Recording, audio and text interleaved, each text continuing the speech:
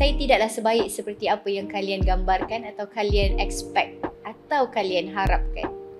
Saya adalah manusia biasa seperti kalian juga dan saya adalah seorang pendosa.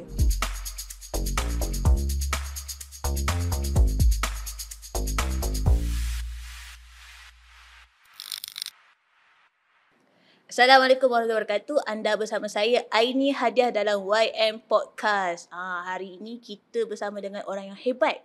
Kalau anda tahu, kisah dia sekarang ni tengah viral, tengah naik sekarang ni, di mana dia seorang yang kemalangan. Dia mengalami kemalangan, Masya Allah. Tersasul. Dia punya lama tak keluar kat podcast tu sampai tersasul. Alright, kita bersama dengan orang yang baru lepas kemalangan dan mengalami buta, dan macam mana kisah dia boleh naik sebab betapa kita nampak dia punya positif yang ada pada diri dia tu. Kita sangat tertarik dan buatkan orang rasa nak tahu kisah-kisah dia. Okey, bersama saya adalah Puan Mashi di sebelah saya, di belah kiri saya, Puan Mashi. Assalamualaikum warahmatullahi. Waalaikumsalam warahmatullahi wabarakatuh. Okey, Puan Mashi, kita nak minta Puan Mashi untuk perkenalkan diri sikit lah. Perkenaan nak Puan Mashi. Okay. Assalamualaikum warahmatullahi wabarakatuh. Saya Masitah binti Muhammad Effendi atau lebih senang dikenali sebagai Mashi. Merupakan seorang CEO NM Econ Sdn Bhd. Baik. CEO takut nak jumpa CEO ni. Biasa CEO ni garang. Masya Allah. Mashi garang. Yang tahu je tahu. Okey, tadi kita bincang nak sebut puan ke akak. Tiba-tiba dah live jadi puan. Kita kembali kepada asal. Kita panggil Kak Mashi boleh? Alright, okay, Kak Mashi. Sebelum mengalami kemalangan, kita nak tahu Kak Mashi ni buat apa sebelum ni? Kita menjalankan, saya dan suami bersama dengan tim menjalankan perniagaan di Johor Bahru, which is perniagaan kita adalah aircon service provider, membekal, memasang, menyelenggara, menguji terima penyaman udara untuk rumah kedai, maknanya residential dan komersial di sekitar Johor Bahru. Kita bermula daripada Februari 2014. Alhamdulillah tahun ini merupakan tahun ke-9 kami beroperasi. Wah, Masya Allah, terbaik. Lama tu. Moga NGO pula. Moga company Kak Mashi ni berpanjangan, insya-Allah, dan makin membesar. Amin. Agak-agak akan datang 5 tahun akan datang, ke mana hala tuju company agak? Kami expect untuk berada di seluruh Johor. Buat masa ni kita base di Johor Bahru lah. So dalam tempoh 5 tahun kita expect untuk berada di seluruh Johor, dan dalam tempoh 10 tahun kita expect untuk berkembang ke seluruh semenanjung Malaysia, insya-Allah. InsyaAllah, terbaik.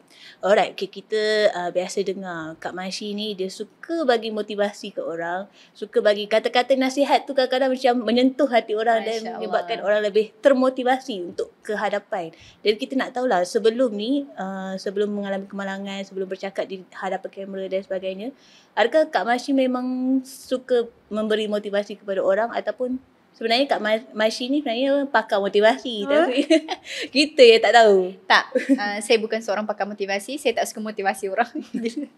Saya tak suka motivasi orang. Saya tak suka, macam mana nak cakap bagi nasihat ke tidak. Tapi saya suka bercerita. Kalau orang tanya, siapa seorang Mashitah ni sebenarnya? Saya lebih suka dikenali sebagai storyteller berbanding pakar motivasi lah, tukang nasihat lah, kaunselor dan sebagainya. Bukan, itu bukan forte saya. Saya adalah seorang usahawan wanita, tetapi seorang usahawan wanita yang suka bercerita. Kita nak tahu sikit lah, cerita apa yang Kak Mashi paling suka cerita kat orang lain? Pasal bisnes.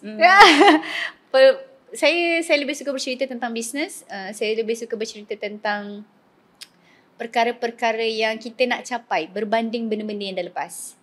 Itu saya punya kekuatan lah. Sebab saya adalah seorang yang visionary.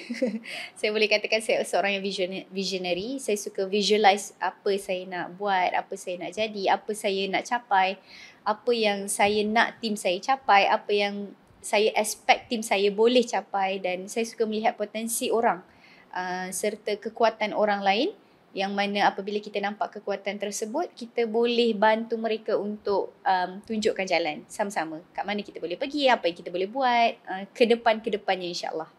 Terbaik. Ini memang betul-betul ciri-ciri leader lah. Orang cakap Kalau kita gagal untuk merancang, kita sebenarnya merancang untuk Kegagalan. gagal. Yes, betul.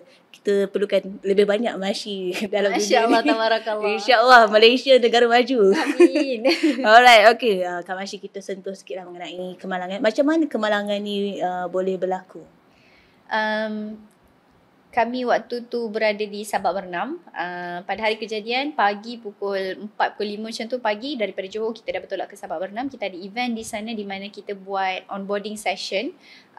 Onboarding ke industri, sharing onboarding ke industri kepada pelajar-pelajar latihan industri di College Community Sabak Bernam. So event habis dalam tengah hari macam tu. Habis event kami bertolak balik. Dalam perjalanan daripada Sabak Bernam, kami kemalangan di Air Keroh kilometer 193. Waktu tu kereta hilang kawalan. Tak boleh nak kontrol, kami terhempas ke kiri dan berbetulan Allah takdirkan ada sebuah lori 15 tan di sebelah kiri. Jadi kita terhempas ke kiri lah. So bahagian kiri kenderaan tu teruk. Semua terperangkap dalam kenderaan, tapi 2 cedera parah lah, saya dan Allahyarham Kuzaimi Izzaudin, saya punya staff juga, saya punya tim juga. Beliau meninggal sehari selepas kemalangan. Innalillahi wa inna ilaihi raji'un. Kita sedekahkan Fatihah lah kepada arwah Yarham Kuzaimi Izzaudin bin Mahmud. Kuzaimi, insyaAllah. Moga Allah tempatkan beliau di kalangan orang yang beriman, insyaAllah. Baiklah, saya ada juga tengok sebenarnya video Kak Masyi sebenarnya. Kita nak cerita mengenai yang kereta putih tu lah. Macam mana boleh datang kisah kereta putih tu? Vision tu? Okay. 2 minggu sebelum kejadian, saya tengah dalam office. Saya sebenarnya sebelum kemalangan, saya baru sambung belajar. So dalam semester 5 lah diploma. Masa kecil-kecil mak suruh pergi belajar, tak nak kahwin katai. Jadi bila dah ada kelapangan ni barulah sambung belajar. So waktu tu saya tengah baca assignment kalau saya tak silap, or some document and papers.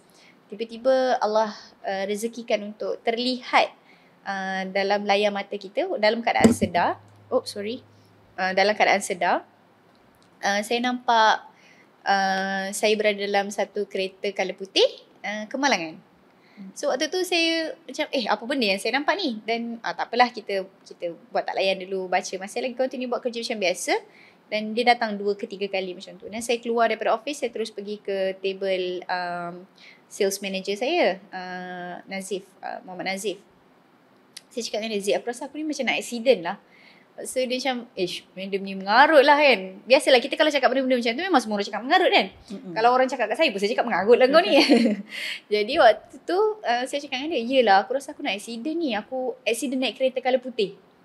Sebab dalam vision tu saya nampak kereta tu colour putih. Macam tu. Cumanya bezanya ketika yang direzekikan melihat vision tu, saya dah di tempat duduk hadapan. Cuma di realitinya saya duduk di belakang second driver. Macam tu. Tapi masa kita bercakap tu saya ada bagi tahu juga dengan husband. Tapi suami dia biasalah, awak ni jangan cakap kau bukanlah mengarut lah, tak ada apalah. Macam tu lah kan. 2 minggu kemudian kita terlupa tentang kereta putih tu. Saya ke Sabak Bernam menaiki kereta staff yang berwarna putih juga. Kiranya vision tu dia datang 2 minggu sebelum kemalangan. 2 minggu sebelum kemalangan. Masya Allah.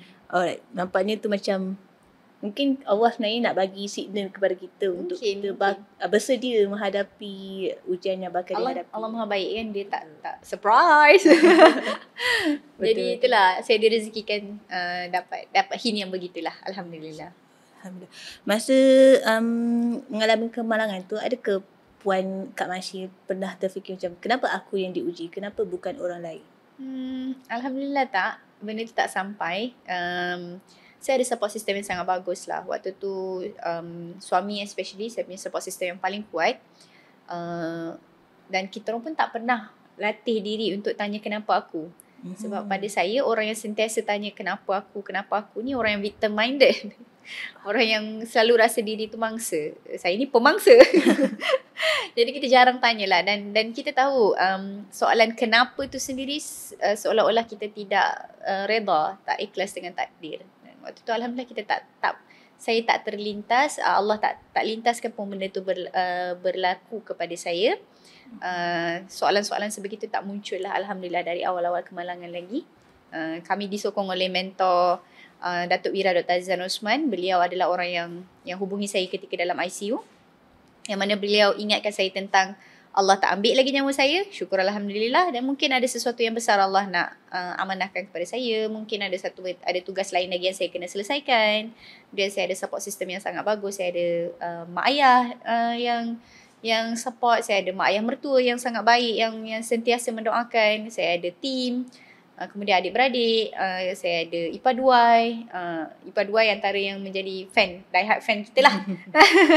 So apa-apa pun dia orang lah yang menjadi support system yang sangat bagus. Bila kita ada support system yang sangat bagus, tak terlintas pun sebenarnya benda-benda yang negatif tu dalam kepala kita, insyaAllah. Betul lah, sangat penting untuk orang yang ada support system ni. Sebab orang sekeliling kita ni yang menjadikan kita yang hari ni. Betul. Saya teringat kata-kata Kak Masyi tu, saya teringat hadis riwayat Muslim.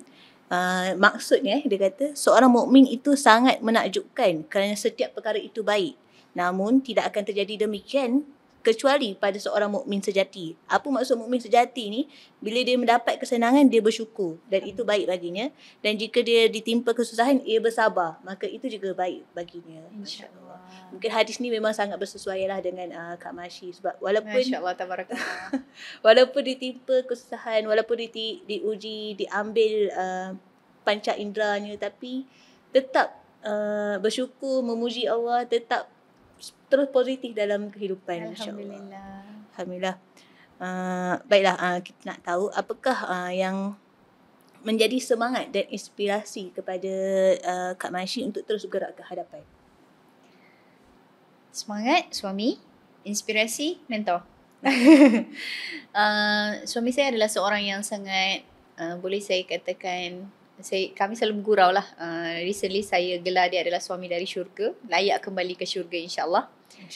Seorang yang membantu saya melihat apa yang berlaku dalam perspektif yang positif. Beliaulah yang menjadi mata kepala saya dalam melihat kebaikan-kebaikan, nikmat-nikmat yang Allah bagi. For example, recently kami direzekikan bersama dengan murabi-murabi. Allah lorongkan sangat mudah. Jadi nikmat-nikmat tu yang saya tak dapat nampak tu, dia tolong nengokkan dan dia tolong describekan dekat saya. Menyebabkan saya rasa Masya Allah, tabarakallah, besar sebenarnya hadiah yang Allah bagi, sampai kadang-kadang kita rasa kita tak layak nak terima. Itu saya punya semangat. Suami saya adalah semangat saya, Alhamdulillah. Kemudian inspirasi, of course kita punya mentor. Sekali lagi, beliau banyak tunjukkan. Ada satu kali dalam satu minggu ketika itu saya dalam hospital.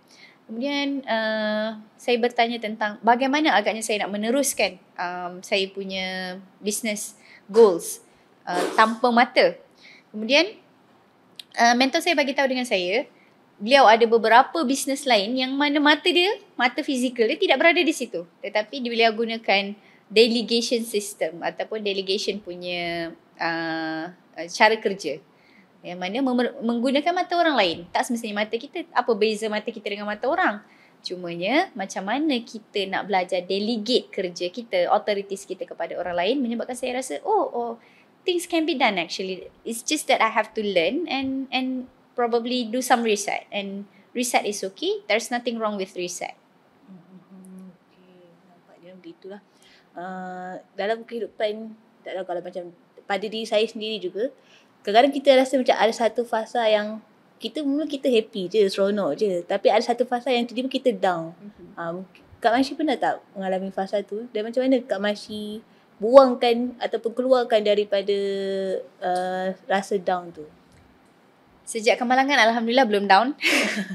Sejak kemalangan, Alhamdulillah Allah rezekikan saya tenang yang susah digambarkan ketenangan tu. Tenang yang dia macam sampai ke level seronok lah macam tu. Tapi sebelum kemalangan, of course saya ada fasa-fasa down. Saya pernah melalui fasa-fasa di mana kita minta orang keluar daripada kawasan personal space kita supaya kita boleh melalak kuat-kuat dan sebagainya. Tapi saya adalah orang yang akan meletakkan had waktu down.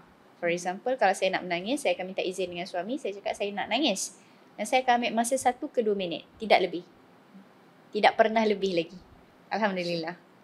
Sebab saya tahu bila saya down, saya sedang merugikan beberapa minit masa saya yang mana sebenarnya saya boleh bagi manfaat ke orang lain. Probably dari segi even senyum. Even kita senyum pun kita dah bagi manfaat, kita boleh happykan orang lain. Kita nangis, kita buat orang lain susah hati.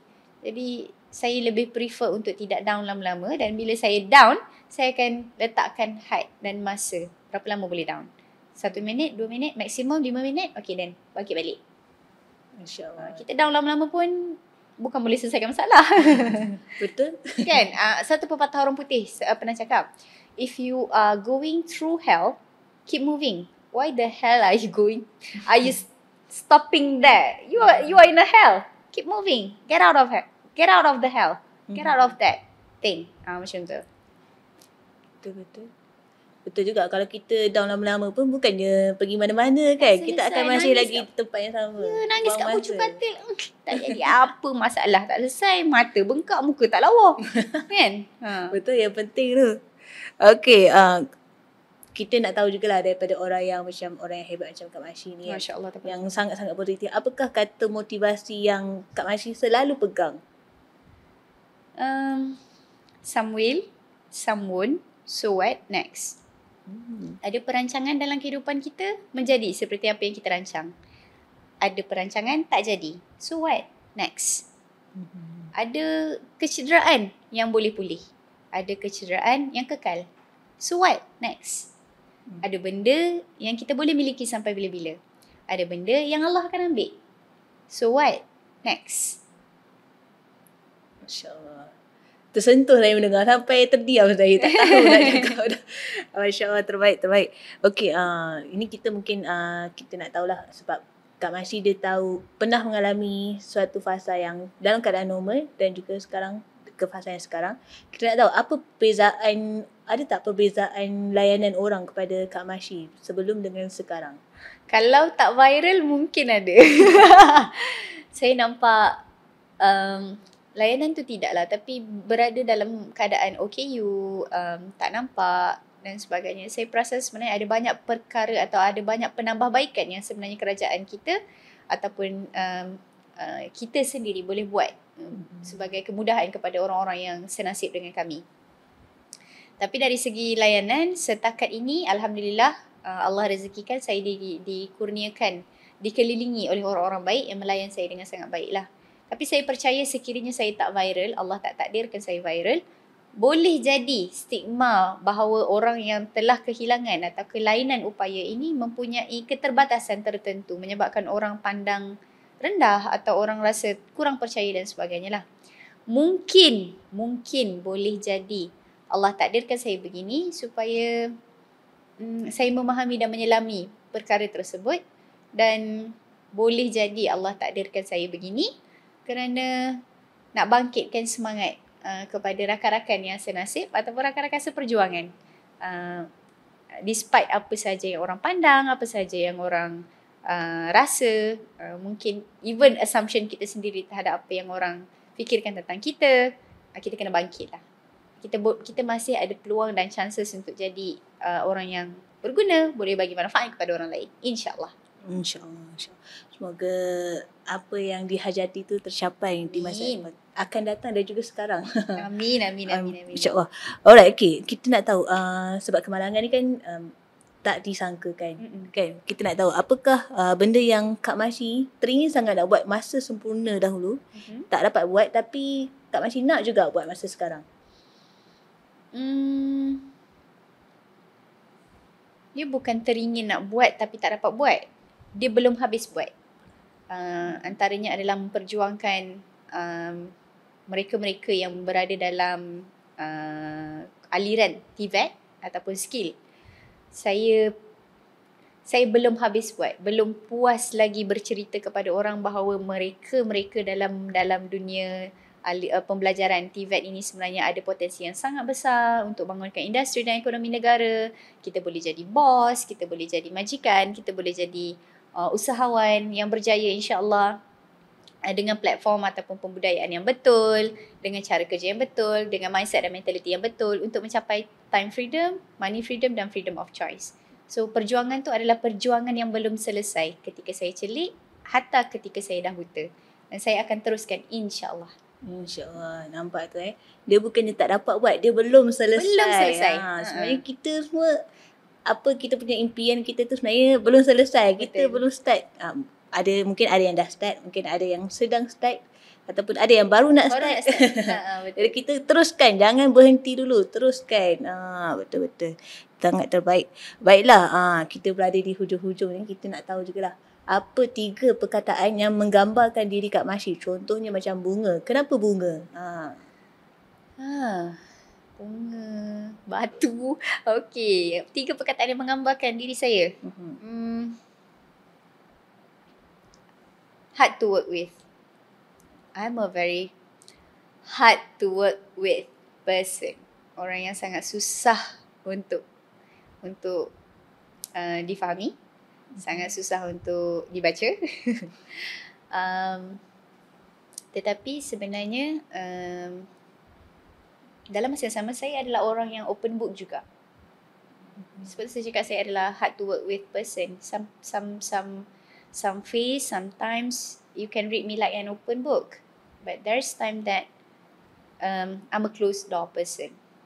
Jadi bukan semua yang kawan-kawan lihat di media sosial itu adalah apa yang macam mana saya nak cakap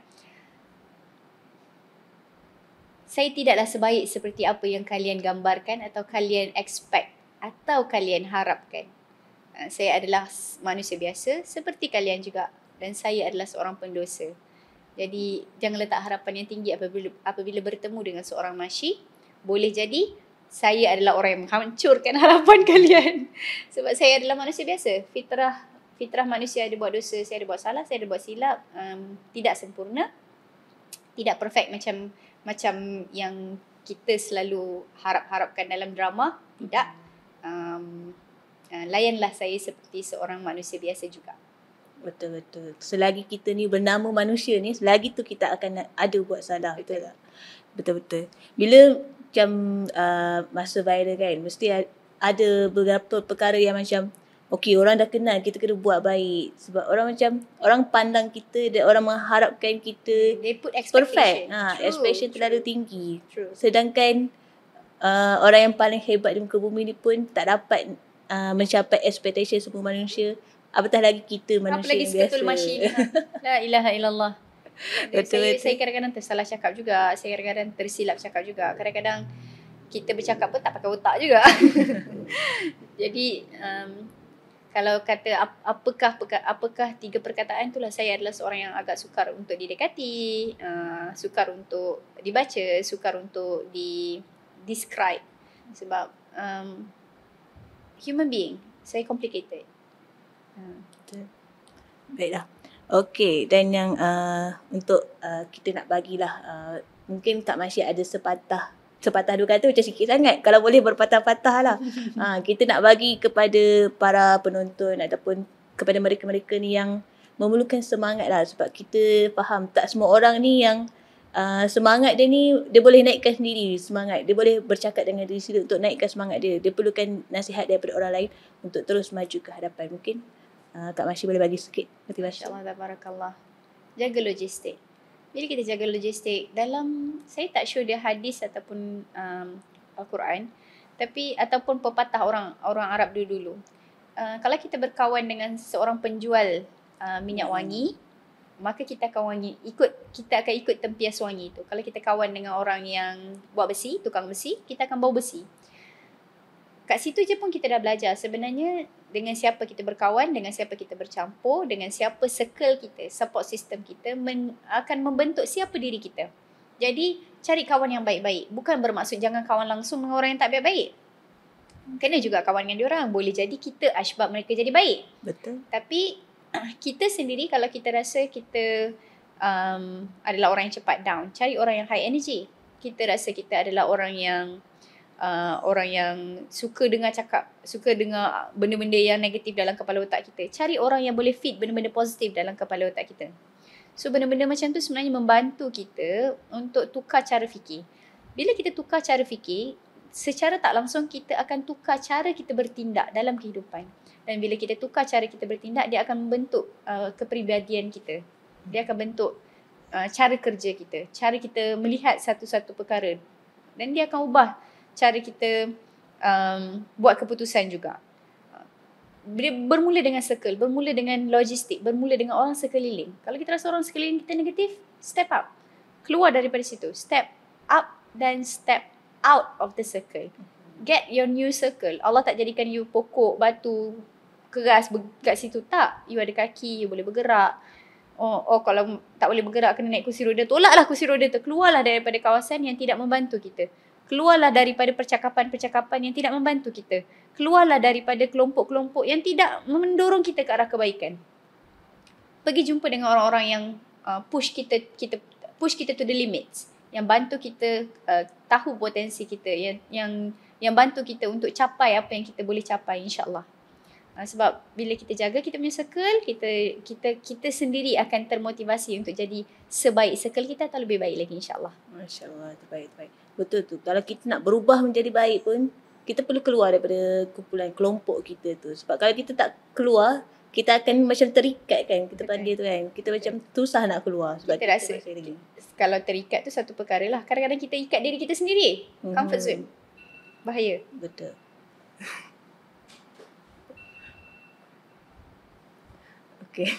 Okey, baiklah. Yang terakhir sekali. Okey, kita nak tahu jugalah apa pandangan ataupun apa yang Kak Masyi ni faham dengan perkataan bangkit dari rebah. Masya Allah. Bangkit dari rebah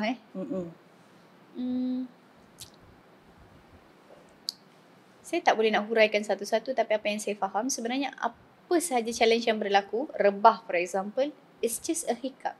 Dia bukan benda yang permanent. Jarang Allah bagi ujian sampai kita tak boleh langsung bangkit, langsung tak boleh bangun. Mesti ada jalan. Mesti ada, sebab Allah tu dia janji, dia takkan uji melebihi daripada kemampuan kita. Dan bila dia janji takkan uji melebihi daripada kemampuan kita, meaning to say there is opportunity, there is always ways to get back up. So, get up. Nak dengan tak nak je. Pilihan kat tangan kita. Bangkit. Boleh bangkit, mesti ada jalan. InsyaAllah. InsyaAllah. Baiklah, terima kasih Puan Masyi atas kata-kata sebentar tadi.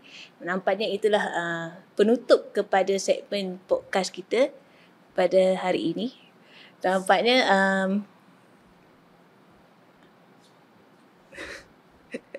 okey, yang terakhir. Boleh? Daripada tadi terakhir. Boleh.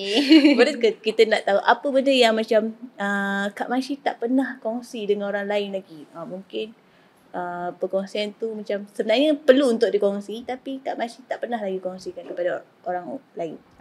Okay. Dapat satu. It's okay to cry. Ramai orang ingat menjadi orang yang positif dan kuat ni tak boleh nangis langsung. Sebenarnya it's okay to cry. Just limit lah masa tu. Jangan ambil masa lama sangat nak melalak-lalak, mengaung tu. Dia tak membantu kita. And I cry as well. Cuma saya tidaklah menangis kerana saya dah buta. Tidak. Normally sehari ke dalam seminggu sekali ke dua kali saya akan minta cakap dengan husband, saya nak vent out. Kita perempuan, saya tak tahu lelaki ada tak fasa vent out ni kan. Tapi saya ada fasa yang dalam satu minggu tu sekali saya rasa nak nangis for no reason. Nangislah. Dia akan like wash away everything and then refresh your energy and feelings. Something like that.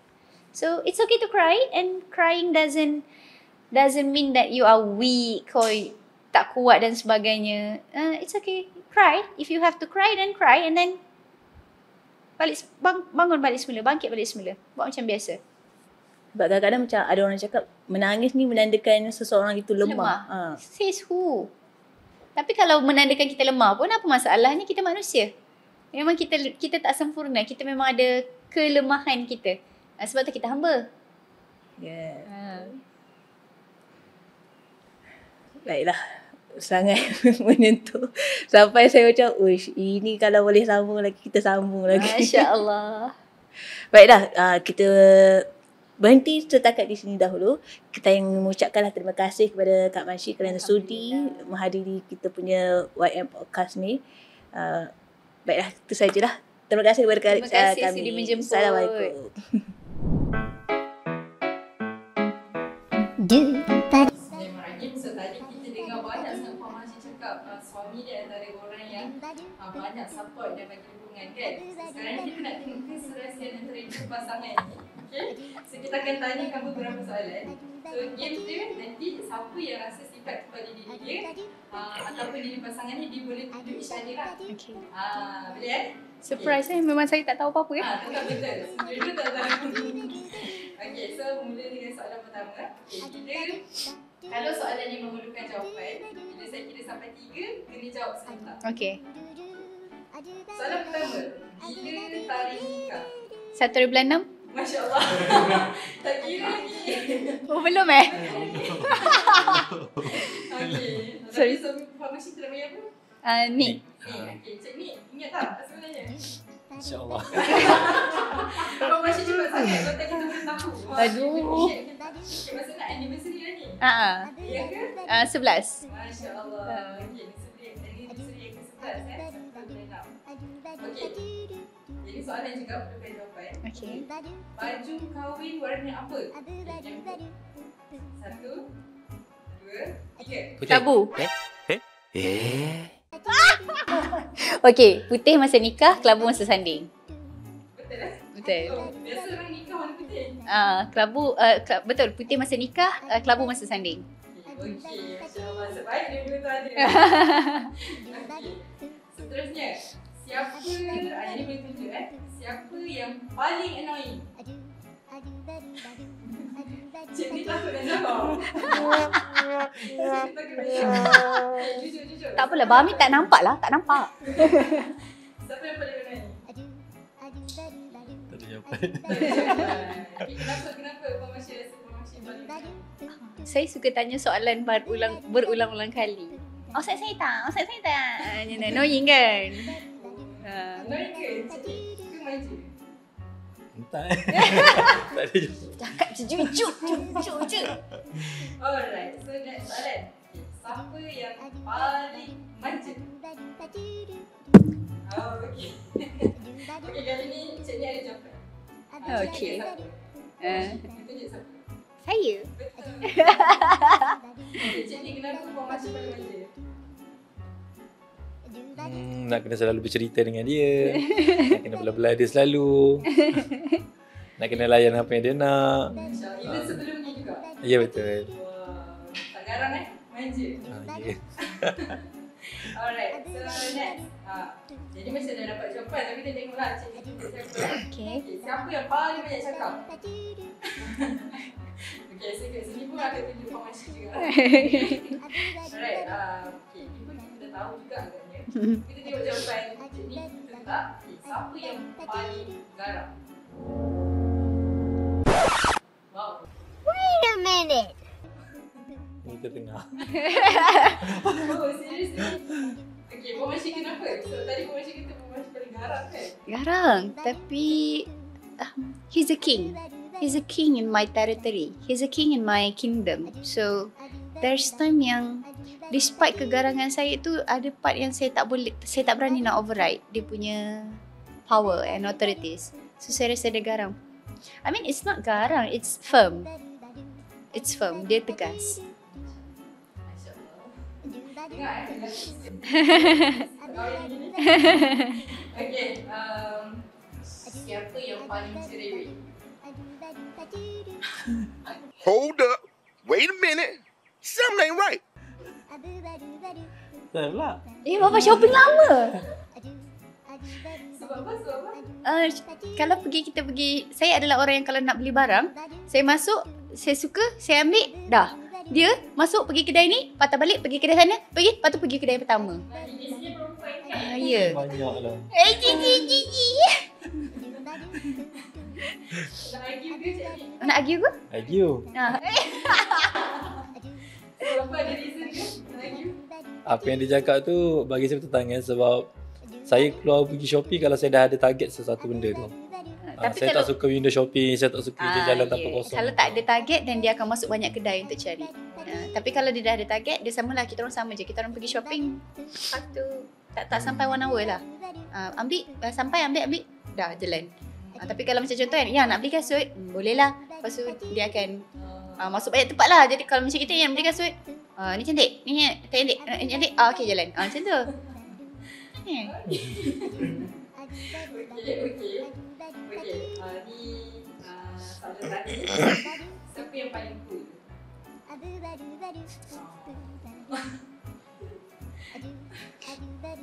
Sebab Dia relax. Dia adalah orang yang sangat tenang dalam menghadapi banyak perkara.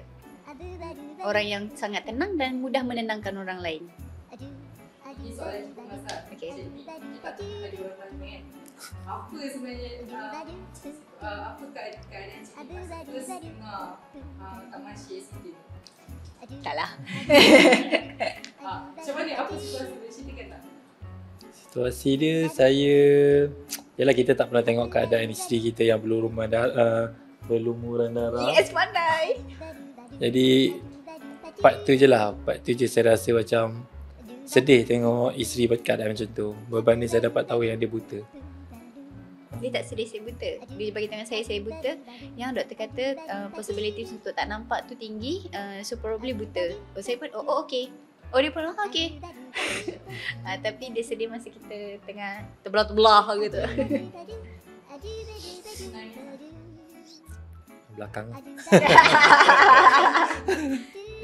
tak ada kerja lagi. Dia kena tunjuk macho. Okay, so lastly nak bagi ucapan untuk pasangan masing-masing. Start dengan Kak Masya dulu. Okay. Ni cara buat ucapan untuk pasangan sayang. Kat radio selalu salah. Thank you Baba sebab jaga Ami, terima Ami and masih lagi ada dengan Ami walaupun Ami dah buta tapi masih comel kan. Thank you sebab terima kekurangan Ami. Minta maaf tak dapat jadi isteri yang baik, especially bila sebelum dan sekarang tak dapat jadi isteri yang baik. Ami doakan semoga dekat syurga nanti Allah hadiahkan sayang 70 dan lebih bidadari sebagai ganti segala kekurangan Ami dekat dunia ni, insyaAllah. Okay. Saya tak pandai cakap panjang-panjang. Cuma Cakap dekat Ami. yelah, I love you. Syia.